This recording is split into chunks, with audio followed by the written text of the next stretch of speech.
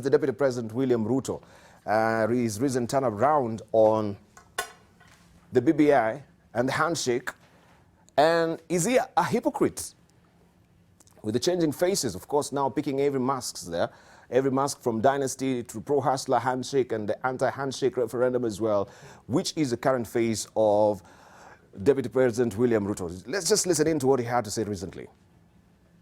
Viongozi vigogo wa Kenya na tunawapenda. Mheshimiwa Raila Odinga akiwa mmoja wao. Mengine ni deputy wetu. Tunakupenda ajabu, Bill. Tunakupenda ajabu. Lakini tutulize nini? Tutulize boli jameni, ama namna gani? Kabogo kwa sababu ni rafiki yangu na ni rafiki yako. Saa zingine ni mchokozi.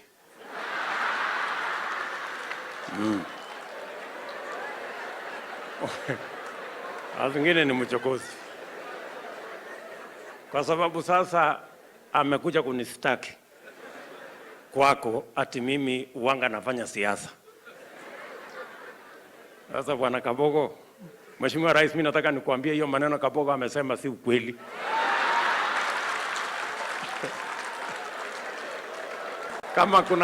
Kama kuna wenye wanafanya siasa ni wengine, sio mimi.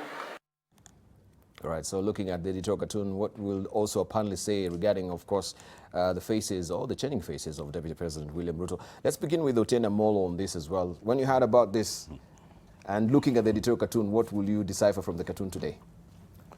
Well, I think the cartoon is spot on, and that's something we've been saying here. The Deputy President has mastered the art of doublespeak on a number of issues. And it doesn't augur well because it leads to the perception that he's not deputizing the president. And for example, when the president spoke against early campaigns, then the deputy president said, I agree with you completely, but then continued to do those campaigns in the name of development projects. So he keeps moving around and saying, these are not early campaigns, we are just launching government projects.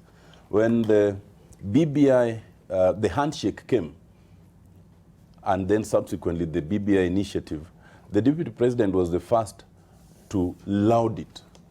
And shortly thereafter, he condemned it. And thereafter, he lauded it. And subsequently, he condemned it severely. So up to now, it's difficult to know where he stands on it. When the president is there and speaks in favor of the handshake and the BBI, the deputy president will be the first to say the president is right. When the question of the dynasties and hustler issue came up, and in fact, it was coined by the deputy president himself, ostensibly to distinguish Uhuru Kenyatta, Raila Odinga, Musalia Mudavadi, and the others as being on one side, and to depict him as being on the side of the people who do not have a political history of a family. His supporters, including Aaron Cheruiyot and Boni Halwale, picked it up and went to the mountains with it, and he supported it at every stage. When then finally the president called him out and said that that kind of thing is inappropriate, he was the first to laud the president. So he has maintained that kind of blowing hot and cold on a variety of things, including the question of the possible amendment to the Constitution. You'll remember he was the first, and he condemned the idea of amending anything like in the Constitution. But at times when it is appropriate, and especially when the president is there, then he appears to mellow down. So I think that depiction is not unfair to the deputy president. Right, let's hear from Dr. Shelley. I think the deputy president is a very complicated person to describe. Those who love him extremely. Those who don't like him extremely. He's a very complex character to describe. I think what I would say, he's playing a sleight of hand, in the sense that he's appealing to that poor Kenyan who has never had a chance, in quotes, to put their hands in the cookie jar. And that's the people he's appealing to.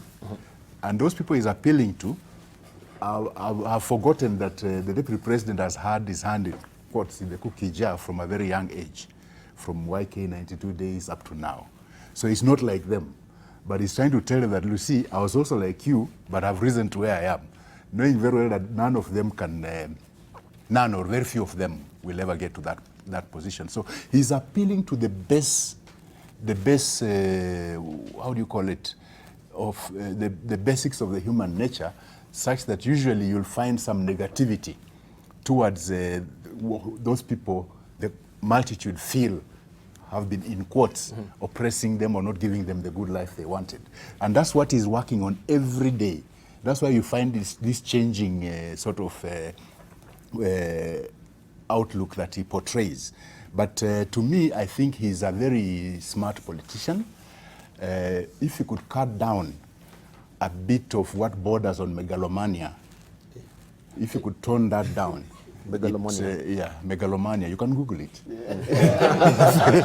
If you can tone down on that, maybe it would be more appealing, more across the board, rather than, because we are going in, if two things can happen. If we are going to go into a referendum, it's the same thing. If we are going to go into an election, it's the same thing. People right now are poorer than they were in, say, 2013. They're much, much poorer. So money will play a very important role. And that is what has already started showing. And that's a very dangerous state for the country, because then you are not going to be electing people based on their abilities. You'll be electing people based on how deep their pockets are. And that's a dangerous situation in a democracy for any reason. And that's an area that we need to look at very carefully. And I think William Ruto is very smart, and he knows exactly what he's doing. All right. Yeah. Okay, so he's a megalomaniac.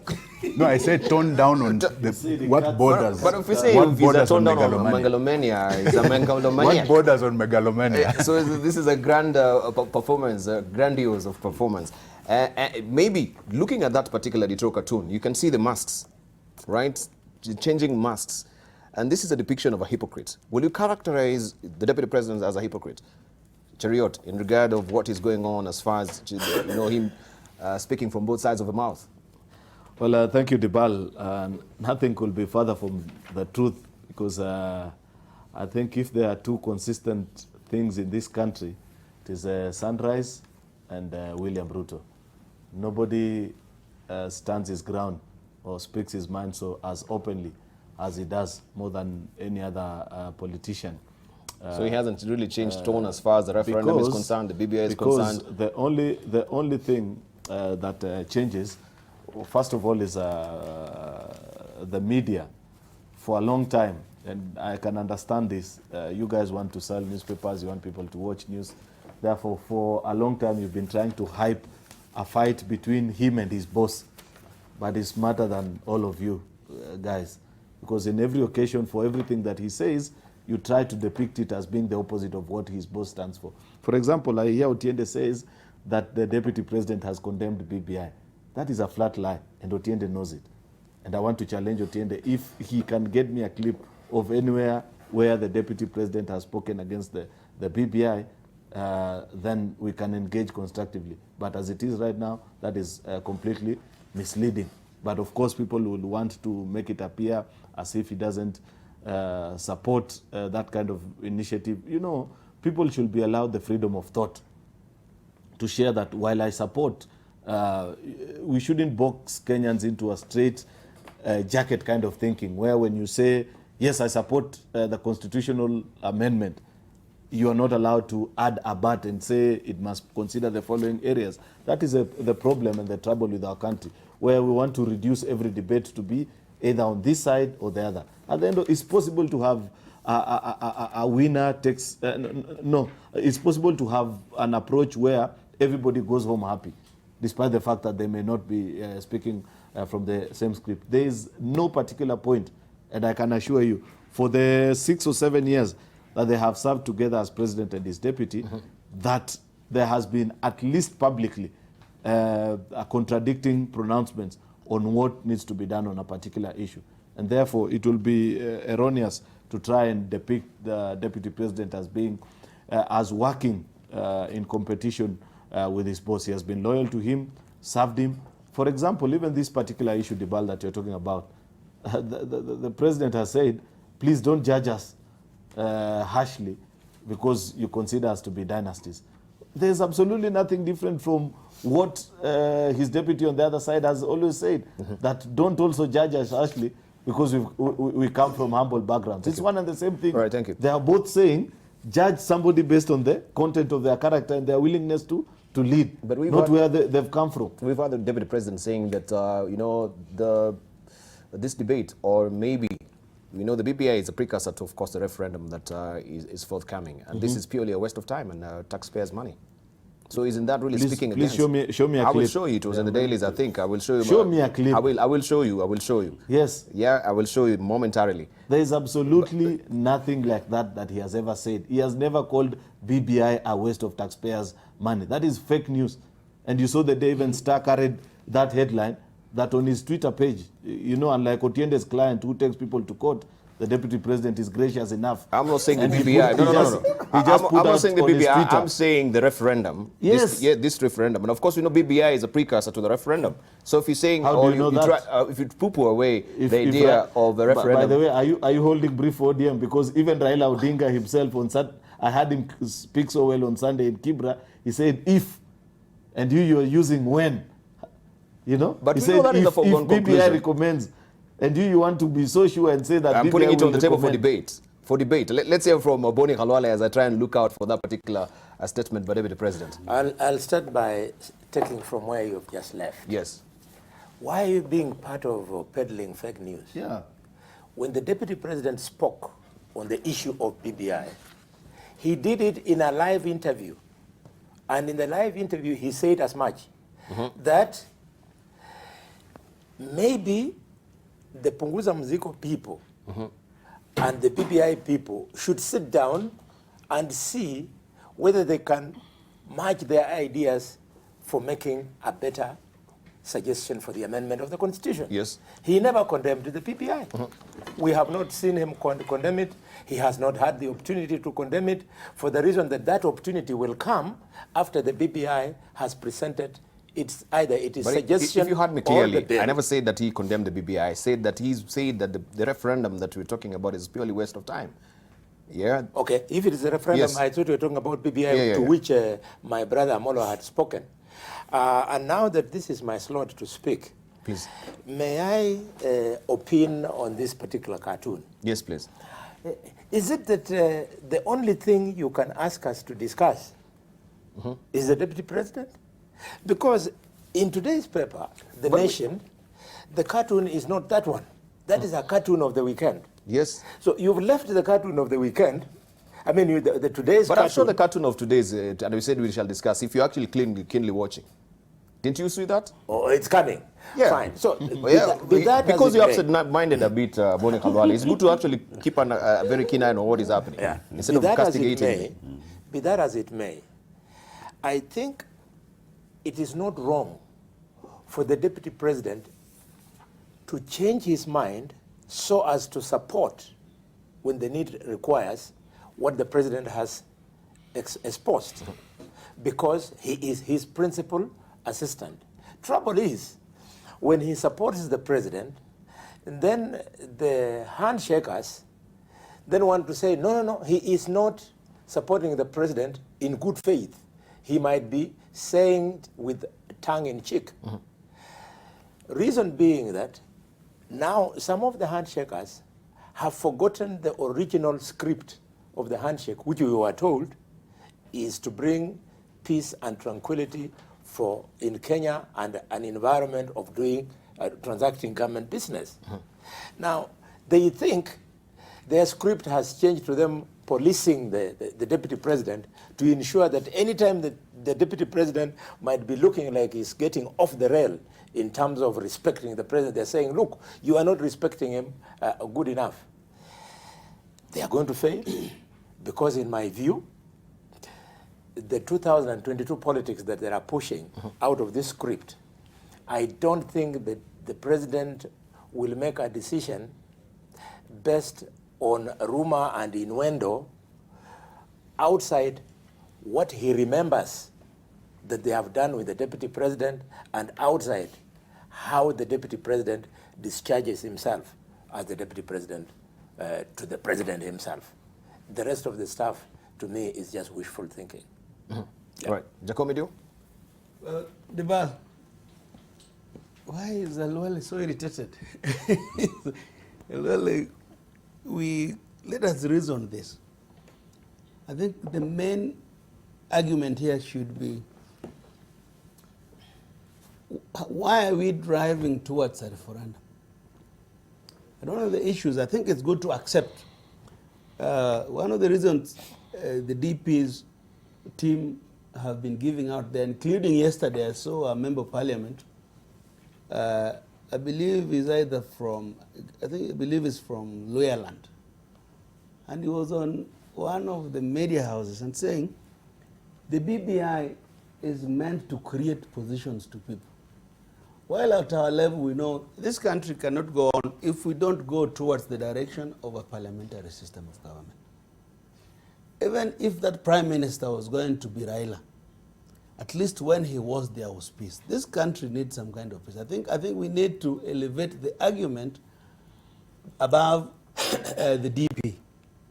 I disagree with them about this issue of presidential system and vis-a-vis parliamentary system. But it is also true that the handshake, because of its secrecy, it appears that it is geared to deal with the deputy president.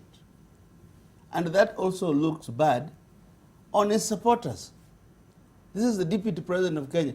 I said here on this show, Debal, more than once, there is no day you will handshake and do politics and build a bridge from Kiambu to Kisumu without going through Rift Valley. If you know a way of doing it, I think Kenyans need to be told. But there is nowhere a bridge or a road can go from central Kenya to Kisumu without going through Rift Valley. So we are at a place where we have been saying that the DP needs to figure out a way of engaging.